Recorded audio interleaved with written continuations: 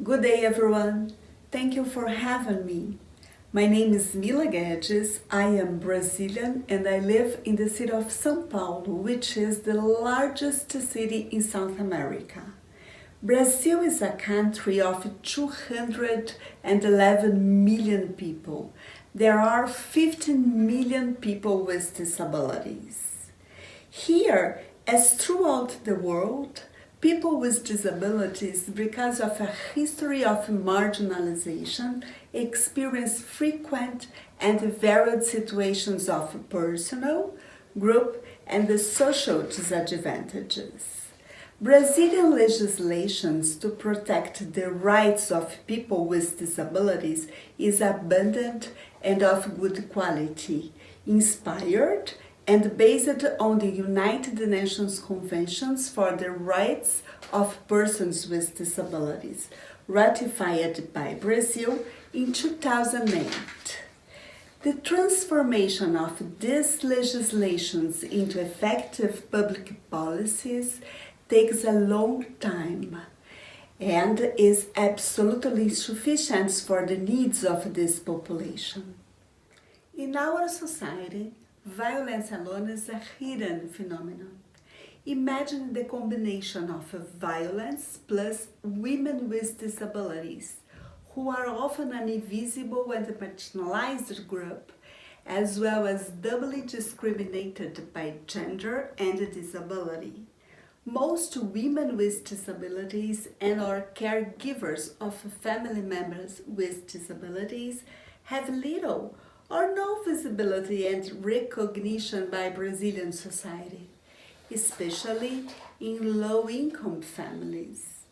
This reality means that these women do not get the attention and the right answers in seeking services and care for themselves, their children, or other family members. This situation creates a general lack of information on the incidents of violence against women, especially women with disabilities. A survey carried out by the Secretary for the Persons with Disabilities in the state of São Paulo indicates that 63% of the victims of the violence when dealing with children and the teenagers with disabilities are female, and 52% come from poor regions of São Paulo.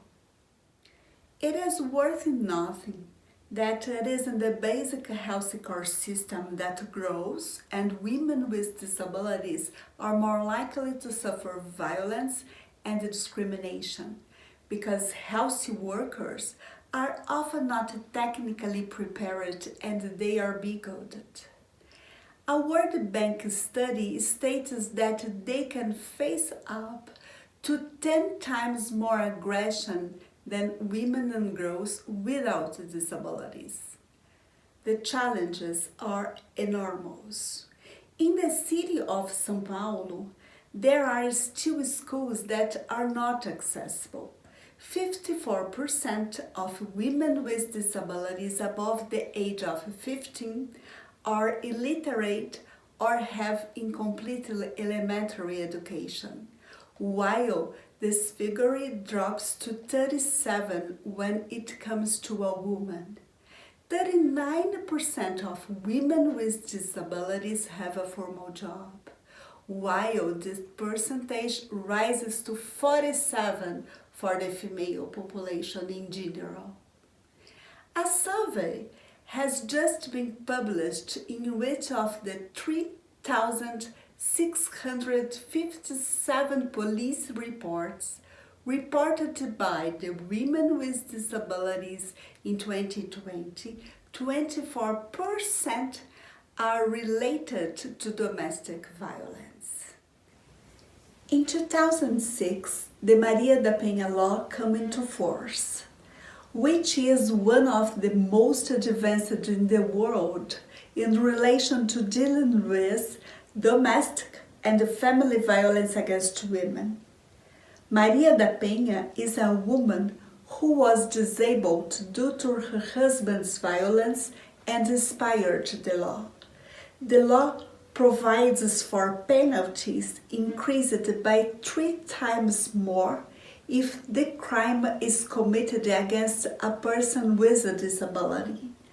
Despite this law, there are still few cases of convictions of an aggressor, who is often a family member or home-based caregiver. In addition, most shelters for women victims of violence are not accessible. Thus, in order to find, gather, and empower these women who are often vulnerable or even victims in their own homes, a group of members of the Brazilian movement for people with disabilities, women with and without disabilities, of which I'm a member, decided to contribute to personal and social emancipation via the development of positive self-esteem. We will empower these women as leaders based on the belief in the great potential of women to make social change based on the personal recognition of this capacity. In 2019, I participated in a project on gender and disability called Women Voices, with the support of the Global Disabilities Development Fund of Rehabilitation International, and presented this project in several countries, calling attention the organization Mobility International USA, MAIUSA. Last year, MAIUSA invited me to coordinate the project on violence, gender, and disability in Brazil. This project seeks government and societal responses in relation to preventing, identifying, and combating gender-based violence during and after the COVID-19 pandemic, in order to protect women and girls with disabilities. The project is carried out simultaneously in Brazil and in 5 other countries: Nigeria, Sierra Leone, Haiti, Sri Lanka, and Mongolia. In Brazil, this project was given the name Caliandra. The idea of the name was born from a flower known as Flor do Cerrado, since women with disabilities have the same strength to develop and flourish, despite living in a diverse environment, demonstrating their great capacity for resilience.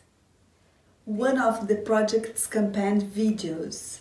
Let's watch now. Thank you very much. Blur image of hands taping a computer. In the background, there's a small girl of justice statuing a globe. Helena Rosa Góes, 28, La Study. I have always lived on a farm. Our father used to beat us with wires, sticks, and bricks. Ana Rita de Paula, Canson, Anti-Chair User, Calianda Project. There's a belief in which women are less than a person. This creates the basis for violence because it can also be reflected as one's submission. The more one is vulnerable, the greater the chance of them being the target of violence. Gender-based violence has consequences for society as a whole, as well as for the economy. Helena. I lost my sight at the age of 9. I started being sexually abused. I went through this from 10 to 14 years old because my father was a military man, a religious person who had a very good attitude towards society. It was very difficult for us to make ourselves heard. Helena closed her eyes and put her hands over mouth. Newspaper headlines. Silent and invisible violence, as it occurs during COVID-19 isolation. Maria Melo, social worker. When we go through a process in which women stay more at home, that environment becomes more susceptible to violence than it was before. That's due to some aggravating factors, such as stress and high levels of anxiety. Silvana Jimenez, sociologist. Disabled women suffer more from this isolation, and it is worse when these families are poor. It is up to the state to promote actions that could make a family capable of better caring for those who are disabled. On-screen inscription, voice off. Domestic and family violence kills or causes injury to women. It can be psychological, physical, sexual, moral, or material damage. Social isolation does not isolate women from the disease only. It isolates them from their support network. Usually, these women live and maintain a dependent relationship with their aggressor. Breaking this cycle in social isolation is almost impossible. Silvana, with difficulty, rings a paint on a wall. Maria. The whole society is responsible for preventing and reporting violence, because we're all responsible for each other. So what happens to someone we live with is also our responsibility, and we have the opportunity to break the cycle of violence. Then let's do it, by means of reporting it. Colonnade 0, 24/7 from anywhere in Brazil. Elena. He beat them very hard. It even ripped off their skin. They went to school, they showed it. I told them, when the tutelary council arrives, tell them that your blind sister is locked up at home. We went to a shelter, we reported him, and 12 years later, he was sentenced to 45 years in prison. Now, the dream is to write a book to alert and to strengthen victims of violence. What I have to say to these women who suffer violence today is not to be silent. When there is an aggressor, everyone gets sick. There are very deep marks. It is a daily struggle to regain dignity, to regain the will to live for many people, for many women. Red screen. The audio text appears letter by letter. To strengthen combat against violence, we invite everyone to act. Victims with disabilities avoid leaving their houses for fear of catching COVID-19. Close women act as a bridge for online reporting. It is urgent to register in police reports when the victim is a person with disabilities. Statistics support more assertive actions during and after the pandemic. Lack of accessibility makes protection means difficult to reach. Accessibility is a law and must be present in communication, reporting systems, buildings, and urban mobility. Healthcare, assistance, justice, and education professionals must be trained to recognize signs of violence specific to disabilities. Strengthening the role of schools during the pandemic that turns them into even more important places for protection and facing violence. Family members, share the care of the house and the person with disabilities.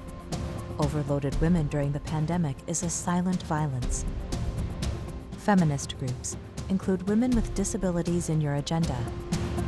Companies, create strategies to protect employees who are women with disabilities. Many are working isolated with their aggressors. Participate. Write to Kaliandra at ame-sp.org.br. Kaliandra, your voice, our voice. Logo Kaliandra. Behind the last syllable, some rose petals open the shape of a hand fan. Below, there is the slogan, Your Voice, Our Voice. AME and Mobility International, USA.